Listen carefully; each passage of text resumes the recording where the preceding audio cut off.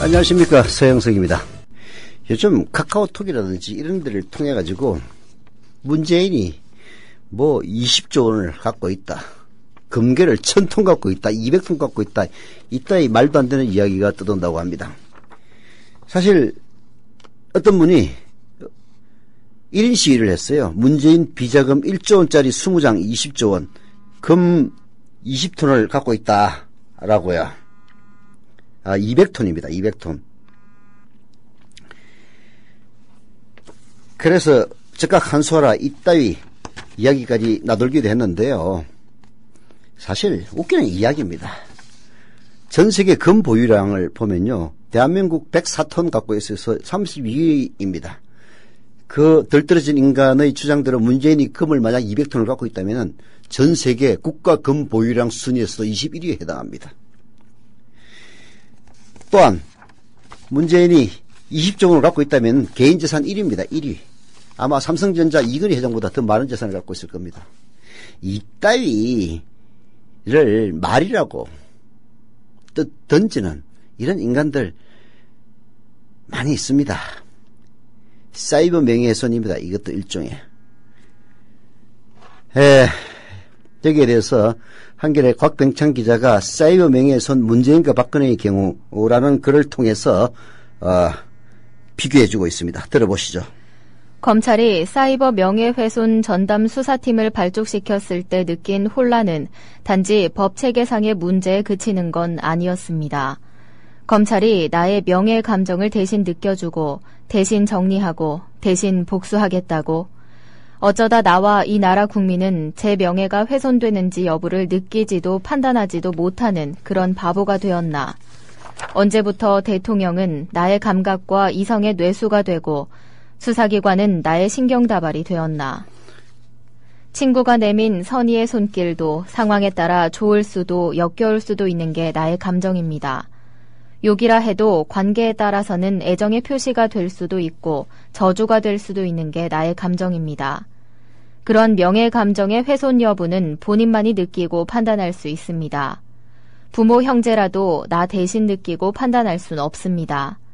나를 모욕한 자에 대한 처벌 역시 나의 의사와 무관하게 다른 사람이 나서서 할 수 있는 것도 아닙니다. 그런데 이 모든 걸 국가기관이 대행하겠다고? 곽병창 기자는 이어서 이렇게 얘기합니다. 박근혜 대통령의 7시간을 둘러싼 의혹에 대해서도 마찬가지라고요. 누군가는 그런 의혹 제기에 대해서 분노하고 안타까워할 수 있지만 누군가는 달리 느끼고 생각할 수 있습니다. 그런 의혹 제기에 대한 감정의 주체, 기분 나쁘다라고 하는 것은 박근혜 대통령 개인일 뿐입니다. 그만이 상심의 깊이를 느끼고 알 수 있으며 처벌을 원하는지 여부를 결정할 수가 있습니다. 아무리 섬세한 사람이라도 그의 느낌을 대신할 수 없으며 본인이 원하지 않는다면 국가기관이 아니라 신이라도 처벌하겠다고 나설 수는 없는 겁니다. 단순한 무지인지 혹은 맹목적인 분노 때문인지 당신은 그런 법치의 중요한 원칙 가운데 하나를 다시 한번 짓밟았습니다. 개인의 감정 상태를 수사기관이 관장하도록 한 것입니다. 국민의 명예 감정이 제대로 작동하지 않으므로 짐과 이 정부가 대신 느끼고 판단하고 처벌도 하겠노라. 지난 16일 당신의 발언은 이와 다르지 않습니다. 사이버상의 국론을 분열시키고 아니면 말고식의 폭로성 발언이 사회의 분열을 가져온다. 이런 상태를 더 이상 방치한다면 국민들의 불안이 쌓이게 돼서 걷잡을 수 없게 된다. 앞으로 법무부와 검찰이 이런 행위에 대해 철저히 밝혀서 이런 일이 일어나지 않도록 최선을 다해주기 바란다. 검찰은 이틀 뒤 서울중앙지검에 사이버상 명예훼손 전담 수사팀을 설치했습니다. 그런 국민의 한 사람으로서 송구스럽기 짝이 없습니다. 곽병창 기자는 계속 이야기합니다. 그런데도 당신은 잘 알 겁니다. 최근 몇 년 사이 사이버상에서 가장 자주 그리고 많이 모욕을 당한 사람이 누구인지, 게다가 모욕을 준 것은 다름 아닌 국가기관이었습니다. 검찰이 지난해 발표한 모욕의 내용을 옮겨보겠습니다. 바로 국정원의 댓글 사건입니다. 검찰이 발표한 그 모욕의 내용만 봐도 기가 막힙니다. 문재인, 안철수 자유행위 묘사 충격그림 보니 통진당 이정희가 대통령 선거에 나온단다. 누구랑 스와핑을 하려고, 언론가 붙어먹으려고 나왔을까? 문재인은 확실히 종북이나 안 후보는 주변이 온통 종북이다. 종북 박원순 시장, 김일성 만세를 외칠 수 있다고 주장. 이런 종북 박원순 시장을 지지한 서울시장은 국가기밀을 볼 수 있는 자리입니다. 그런 자가 종북이니 간첩사건이 또다시. 대통령 아무나 하는 것 아닙니다. 찰스나 제인이가 대통령 할 바엔 차라리 개나 소를 시키세요. 돌보다는 나을 겁니다. 진짜로요. 문재인 대북과는 종북을 넘어서 간첩 수준이다. 문재인 부친이 북계 인민군 장교 출신? 바로 2012년 9월부터 12월 사이에 사이버 공간을 오염시켰던 내용들이고요. 당시 이런 내용의 글 수백만 건을 국정원과 국방부의 사이버 사령부 요원들에 의해서 작성되거나 리트위트 됐습니다. 다른 선거운동 조작들에 의해서 살포된 것까지 합치면 천문학적인 수치였습니다. 한 가지만 묻겠습니다. 그렇게 한 개인이 국가기관에 의해 모욕을 당할 때 당신은 뭘 했습니까? 뭐라 했습니까? 그리고 대통령이 된 뒤에 어떤 조치를 취했습니까? 그런 짓을 한 국정원 요원이 현장에서 붙잡혔지만 당신은 젊은 처녀에 대한 인권 유린이라고 펄쩍 뛰었습니다. 문재인, 안철수, 온갖 사이버 명예훼손을 자행한 그 국정원 요원이 현장에서 붙잡혔는데 젊은 여성은 인권 유린이라고 펄쩍 뛴 사람이 바로 박근혜 대통령 당신 아닙니까? 그 요원을 포함해서 그런 짓을 한 국정원 요원들이 체포되고 기소되자 검찰총장을 쫓아냈습니다. 그리고 이 정부는 그들 가운데 어느 누구도 기소하지 않았습니다. 그렇게 국론을 분열시키고 민주주의 근간을 파괴하고 법치주의를 유린했는데도 이들에 대한 처벌을 막은 게 바로 박근혜 정부입니다. 그러고도 어떻게 그렇게 말할 수 있습니까? 사이버상의 국론을 분열시키고 아니면 말고식의 폭로성 발언이 사회의 분열을 가져온다. 이런 상태를 더 이상 방치한다면 국민들의 불안이 쌓이게 돼서 걷잡을 수 없게 된다. 자신과 경쟁하던 대통령 후보를 그렇게 묵사발 만든 자들을 무죄 방면하고도 사이버상 국론 분열, 사회 분열. 사실 개인의 명예감정까지 국가가 간장하겠다고 할 때 더 끔찍했던 것은 바로 그런 자의성, 편향성 왜곡 때문입니다. 누가 판단합니까? 검찰이 그렇게 얘기했다고 그러더라고요. 아니 문제없는 글을 쓰면은 우선 겁날 게 뭐가 있느냐.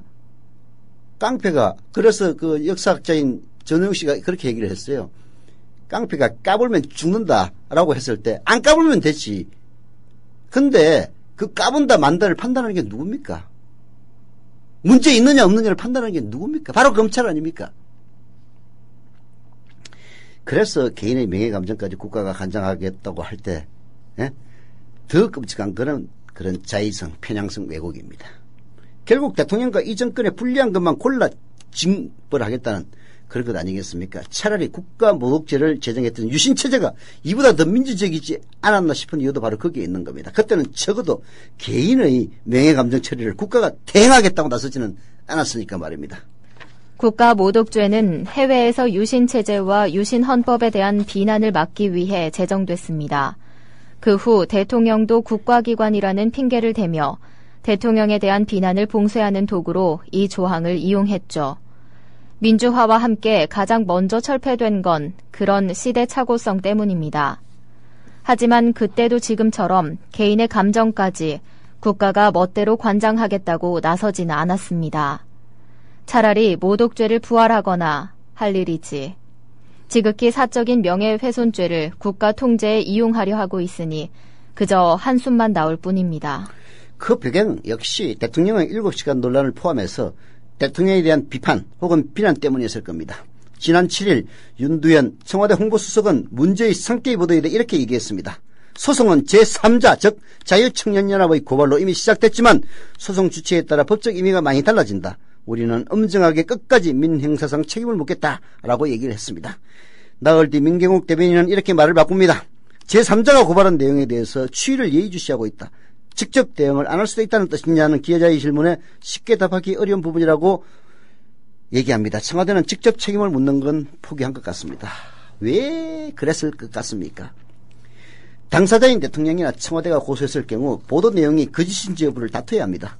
지금처럼 객내에 있었다는 말 한마디가 아니라 그 시간 어디서 무엇을 했는지 추궁당해야 합니다. 사실 대통령의 일거수일투족은 사후 모두 공개되는 게 원칙입니다. 특히 당신은 대통령과 국민을 일체화했으므로 더욱더 철저하게 공개해야 할 겁니다. 그래서 제3자의 고발에 의존을 하고 있는데 그건 윤수석이 스스로 마각을 노출했던 것처럼 법적 의미가 다릅니다. 즉 의미가 없는 겁니다. 결국 처벌하려면은 당사자의 의견을 물어야 하기 때문입니다. 지금 제기되거나 혹은 앞으로 제기될 대통령에 대한 의혹이나 비판도 마찬가지입니다. 일일이 고소할 수도 없고 그렇다고 이상한 단체들을 동원해 고발하도록 할 수도 없고 그러니 검찰이 알아서 봉쇄하거나 그 서슬에 국민들이 입을 다물거나 하라는 것일 겁니다. 그래서 그렇게 공갈을 쳤던 겁니다. 국가에 대한 모독이라고 말입니다. 지난 19일 문재인 의원은 익명의 네티즌 7명을 고소했습니다. 이들은 문 의원이 박원출 전 한국조폐공사 사장과 함께 20조 원에 이르는 자금을 세탁하려고 했다는 내용의 글을 퍼뜨렸기 때문입니다. 열린우리당 영입을 위해 김혁규 전 경남도지사의 공무원 성적 조작 의혹을 덮어줬다는 유언비어를 퍼뜨린 이도 역시 고소했습니다. 문 의원이 청와대 비서실장 재직 시 세모그룹의 부채 1,800억 원을 탕감해줘 유병헌의 재기를 도와 세월호 사건에 책임이 있다는 내용의 글을 올린 하태경 새누리당 의원도 고소했습니다. 정치인으로서 감내할 한계를 벗어났다고 생각한 겁니다. 대한민국의 법은 말입니다. 자신의 명예는 자신이 지키도록 하고 있습니다. 그래서 문재인은 자기 명예를 지키기 위해서 스스로 고소했던 겁니다. 박근혜 대통령도 스스로 고소하십시오. 검찰에게 내 욕한 놈 다 잡았어. 족쳐라고 얘기하지 말고 말입니다. 당신이 무슨 옛날 절제 군주 시대의 왕입니까? 여왕입니까? 자신의 명예는 자신이 지키도록 하고 있습니다. 이것을 위해 규정된 것이 형법상 명예훼손죄입니다. 대통령이건 국회의원이건 예외일 수 없습니다. 그 과정이 번거롭다고 그리고 여차직하면 치부가 드러날 것 같다고 해서 법을 비켜서 처벌하려고 해서는 안 됩니다. 그거는 이 나라 공익의 최고 대변자인 검찰을 자신의 심기를 경호하는 기관으로 추락시키는 일입니다. 나아가 자기 자신과 의견을 달리하는 국민들의 입에 재갈을 물리려는 그런 짓입니다. 대통령 할 일이 결단코 아닙니다. 여러 면에서 대한민국의 품격이 땅에 떨어지고 인간적 삶의 조건들이 무너지고 있지만 국가 모독죄 이전의 야만 상태로까지 이 나라를 퇴행시키지는 말기를 바란다고 곽병창 기자가 호소하고 있습니다. 여러분들은 곽병창 기자의 이 글을 통해서 왜 박근혜 대통령이 검찰을 동원해서 자기 자신에 대한 명예훼손의 성격의 일들을 자기가 직접 처리하지 않고 검찰을 통해서 하려고 하는 것인지 그 썩셈을 간파할 수 있다면 곽병창 기자의 이 글은 그 임무를 다한 겁니다.